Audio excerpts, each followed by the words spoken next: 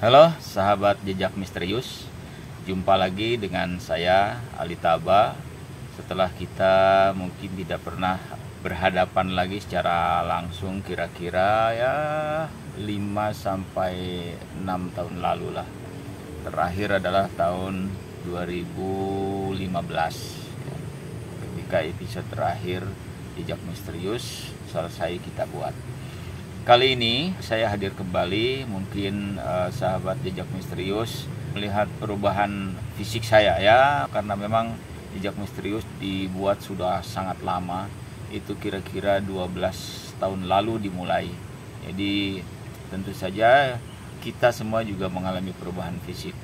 Tapi kali ini saya akan mencoba bercerita tentang bagaimana jejak misterius, syutingnya kayak apa, proses dibikinnya kayak apa, dari permulaan jejak misterius ini dibuat.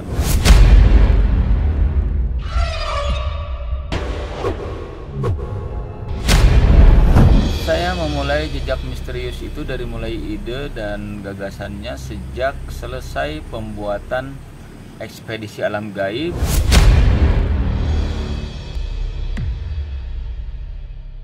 Ekspedisi Alam Gaib itu tayang di TV7.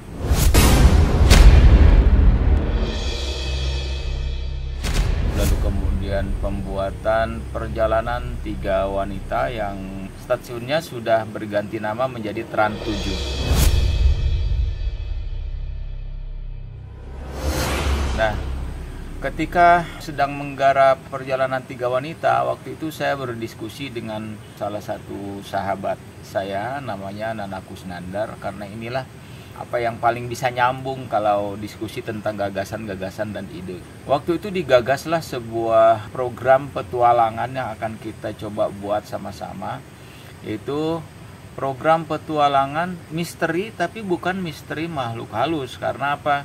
Karena semenjak pembuatan ekspedisi alam gaib, orang tuh taunya saya jadi disebutnya apa, tukang nguber-nguber setan gitu. Aduh, ini melekat terus.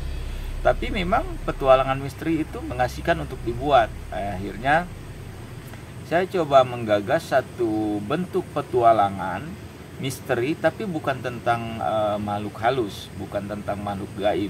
Di Eropa waktu itu terkenal sekali tentang adanya makhluk misterius penghuni gunung-gunung es yang disebut Bigfoot.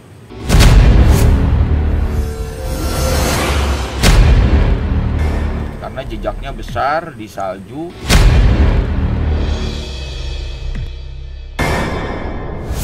Dan orang-orang Eropa sangat paham tentang itu. Ada yang menyebut namanya itu Yeti. Itu di Eropa sangat terkenal dan sampai saat ini masih menjadi misteri. Maka kemudian teman itu bersikeras, kita bikin program tayangan memburu Bigfoot.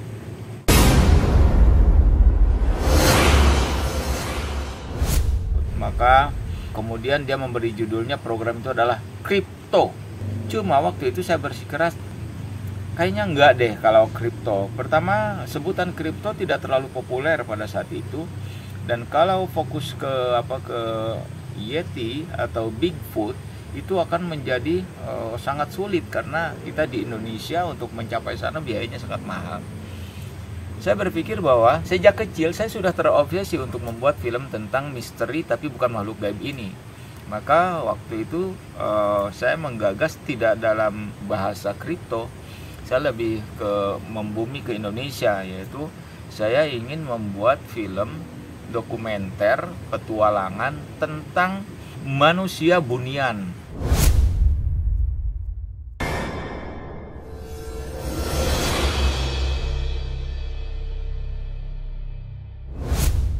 Kenapa manusia bunian? Saya penasaran sekali cerita tentang manusia bunian ini, karena sejak kecil bahkan ibu saya almarhum sudah sering bercerita tentang manusia bunian. Manusia bunian itu dikatakan sebagai manusia-manusia kerdil penghuni hutan yang dia kadang datang menjumpai kita di dalam hutan, tetapi kemudian dia bisa menghilang dengan sangat cepat.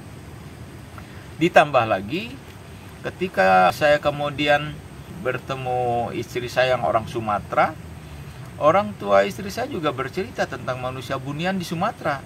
Dan ceritanya banyak sekali, jadi saya kira ini lebih menarik. Cuma saya tidak tertarik menggunakan judul kripto. Saya lebih percaya ke bahasa-bahasa yang akrab dengan bahasa keseharian orang Indonesia. Maka muncullah gagasan judul Jejak-Jejak Misterius.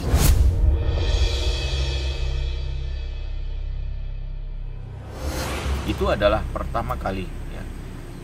Kemudian setelah kita buat proposal, kita punya gaya membuat proposal yang khas.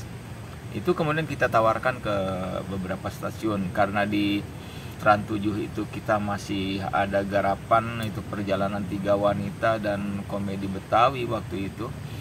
Jadi ini kebetulan proposal ini dibaca dulu oleh rekan kita di stasiun TV yang lain. Maka kemudian jadilah kita diskusi di stasiun tersebut. Dan Jejak Misterius ini ketika kita tawarkan ke stasiun tersebut, ternyata stasiun itu punya pemikiran sendiri. Tiba-tiba kita dipertemukan dengan sebuah PH. Ya, saya kira itu PH-nya lumayan besar sebenarnya.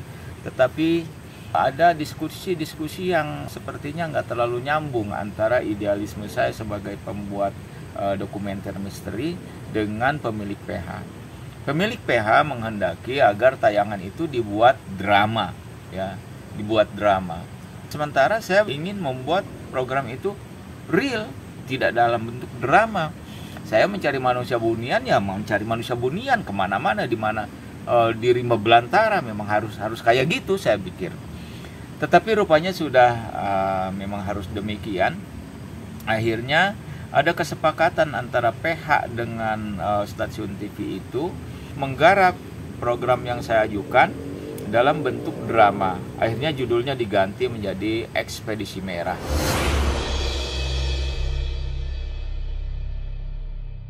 Di episode awal, naskahnya masih diserahkan ke kita, tentu saja karena saya bersikeras dengan idealisme harus realis. Naskah itu saya buat realis, tapi kemudian akhirnya dirubah menjadi drama. Ini bagi saya dan teman-teman tekanan karena ada idealisme apa yang tidak tertumpah. Akhirnya ya udahlah, kita coba kerjakan dulu. Toh ini mungkin memang butuh hiburan seperti itu. Jadi Jejak Misterius namanya sudah berganti dengan waktu itu Ekspedisi Merah. Jadilah itu digarap oleh stasiun itu. Hanya dalam perjalanan memang apapun kalau dikerjakan tidak sesuai dengan idealisme malah menjadi hambar gitu. Akhirnya saya sama teman-teman memilih ya sudahlah, ini biar saja itu digarap sama PH, kita coba tawarkan Jejak Misterius ini ke stasiun lain yang memang mau sejalan dengan idealisme kita, yaitu membuat tayangan yang real. Singkat cerita, akhirnya cuma 3 episode kita mendukung Ekspedisi Merah. Kemudian kita akhirnya coba tawarkan lagi Jejak-Jejak Misterius ke Trans 7 ya. Ketika eksekutif produser Trans 7 ngeliat syuting pertama kita di Sumatera, dan sebenarnya itu syuting yang menurut kami sih sangat dahsyat, dan itu terbukti sekali ditonton langsung beliau sepakat, dan kita berterima kasih sekali kepada Mbak Herti Purba waktu itu, karena sekali melihat feeling dia langsung bahwa ini akan bagus, ini akan sukses. Dan saya lega sekali karena apa? Ketika selesai nonton bareng-bareng, beliau itu langsung tanya, "Lo mau jual berapa harganya ini?" Wih, bukan main gitu. Kalau sudah ditanya harga berarti jadi gitu. Hanya waktu itu kita meminta tayangannya tetap bernama Jejak-Jejak Misterius dan garapannya harus real, dan beliau sepakat dengan itu. Itu yang membuat kita lega luar biasa, sehingga kemudian akhirnya Jejak Misterius benar-benar tayang di Trans 7. Sampai ketemu di episode berikutnya, bagaimana Jejak Misterius itu kemudian mulai berjalan dan syuting.